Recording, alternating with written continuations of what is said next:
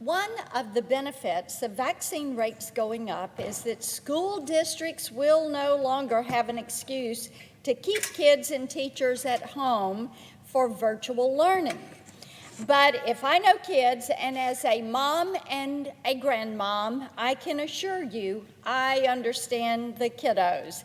Getting them back in the classroom won't get them away from the screens. These big tech companies in China and the Silicon Valley have done their jobs well. For many American kids, devices are integrated into their everyday lives. There's no escaping that 4-inch plate of glass in their pockets. It has become a part of their culture. Now, this addiction to tech doesn't sit well with many parents and watchdogs. We've all heard arguments that in order to break this addiction, we need to somehow change the culture and persuade young people to break their own ties with big tech. I have a different argument.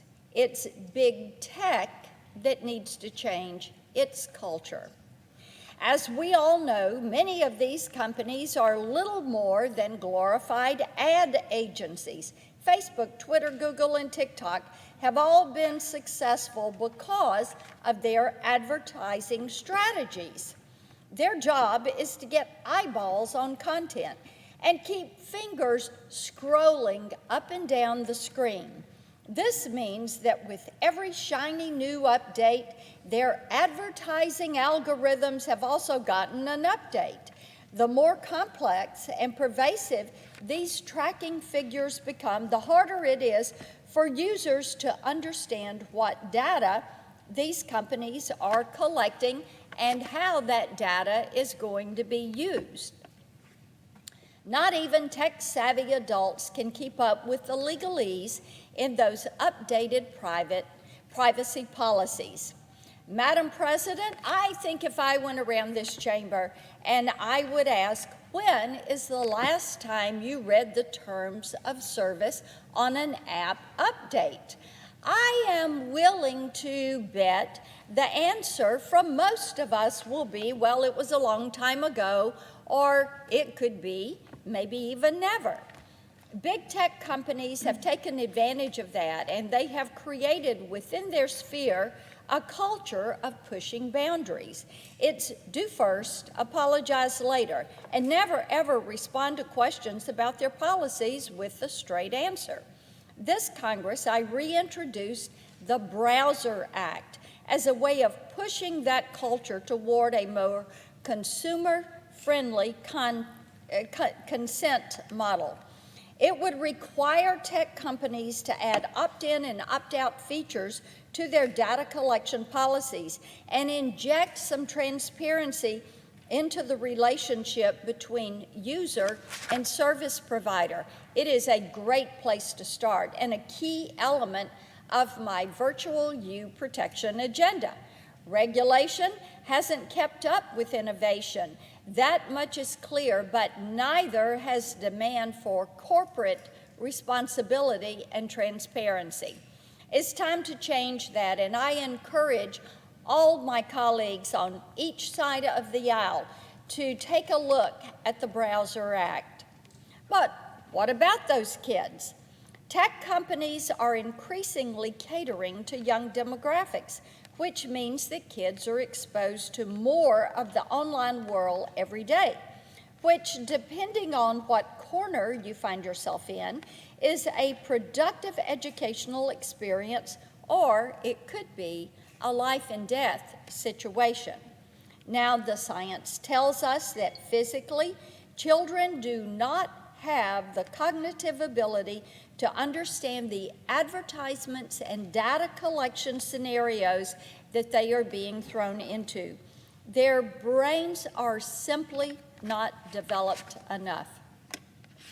But the security moms out there are keeping an eye on all of this, and they will tell you they do not need an anatomy lesson to know when their child is in over their head. They see their children following trails left for them by predators, and they're bothered. They see their daughters falling apart over body image and self-esteem issues made worse by photoshopped images. They see the violence and the sexual content in music and movies that is created for adults, but children are being exposed to this. They have a really bad feeling about the expanding role of technology in their child's life.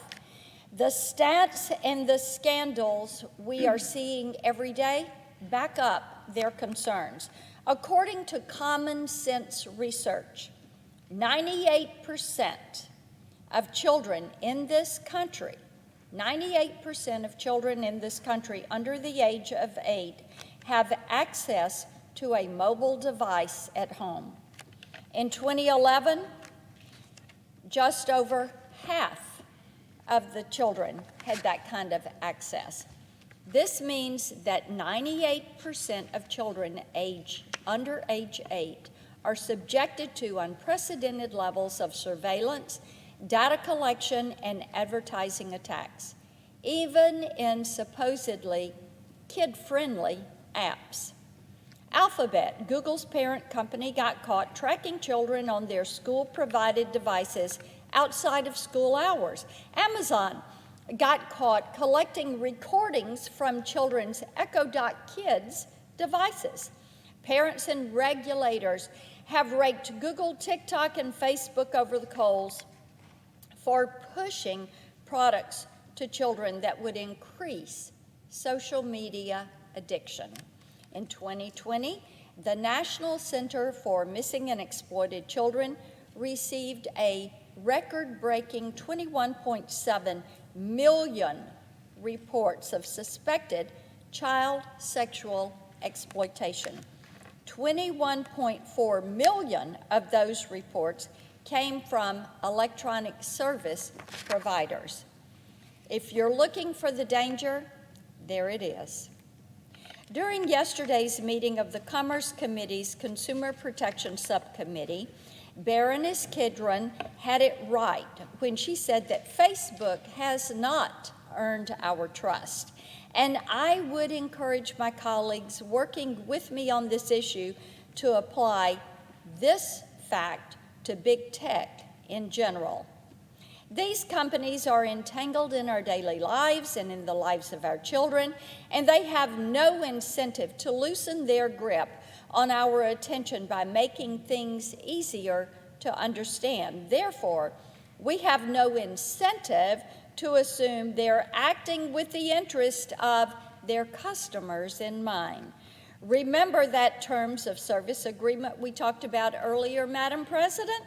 Well, imagine standing by and asking a child to read, understand, and make an informed choice about whether or not to click the accept button. This is preposterous. We need to bring the parents back into the conversation and inject accountability and transparency into the process. Last Congress, I introduced the Safe Data Act with my colleagues, Senators Wicker, Thune, and Fisher. This bill contained a requirement that companies not transfer data collected from children between the ages of 13 and 16 without the explicit consent of their parent or guardian. This Congress, I hope my colleagues, Democrat and Republican, will be willing to work with me on similar legislation that truly targets this problem of child exploitation online. We will never change the culture of big tech, the culture big tech has created for itself, if we don't take steps right now to de-incentivize this monetization of children's attention and browsing habits. This is a bipartisan issue, and the Zuckerbergs and the Dorseys and the Pichais of the world who have come to testify before the Commerce Committee, they understand this. It wasn't a pleasant experience for them, but I do believe that they have gotten the point. They need to understand that when it comes to privacy and safety mistakes, there is no safe harbor to be found here in the U.S. Senate, especially when it concerns the exploitation of our precious children. What we have going on is going to be even more unpleasant when these security moms, when they start upping the ante and start cutting off the flow of all that valuable underage data that is produced by their children online, that is being data mined by these big tech companies and then sold to advertisers, sold to the highest bidder. That is a breaking point that we are rapidly approaching. I yield the floor.